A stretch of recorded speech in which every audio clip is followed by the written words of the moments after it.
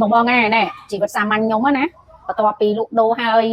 និយាយថាសบายណាលក់បានបាននេះក៏ដោយនេះកុំភ្លេចមើលខ្សែកគេផងខ្សែកគេពាក់ឲ្យដឹងទៅរកស៊ីបានហ្មងនេះណានេះបងណាហ្នឹងហើយខ្ញុំឲ្យបងមើលខ្ញុំដាំ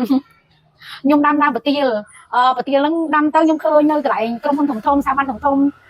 ហាងធំគេដាំហ្នឹងហើយឥឡូវខ្ញុំដាំគាត់ទៅដុះបានល្អណាហើយរកស៊ីមានបានមែនណែកុំអត់ជឿណាតាឥឡូវមកមើលដើមប្រទាលខ្ញុំពីដើមនេះខ្ញុំដាំណាហើយខ្ញុំស្រឡាញ់គាត់យូរហើយខ្ញុំពងដាំយូរហើយម្នេះមើលហើយបងចង់ទិញដាំក៏បានដែរធូរទេបង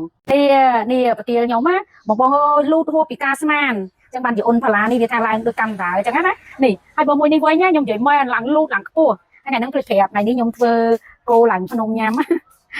ខ្ញុំថតតែមើលបន្លែខ្ញុំធ្វើមុខផ្ទះខ្ញុំហ្នឹងណានេះបងសំខាន់ដុកតាចេះរកស៊ីមានបានណាសម្រាប់ប្រទាលហ្នឹងណាហើយបងថាប្រទាលហ្នឹងគេដាំថ្លៃច្រើនទៅប្រទាលហ្នឹងខ្ញុំទិញដូចជាមួយ10000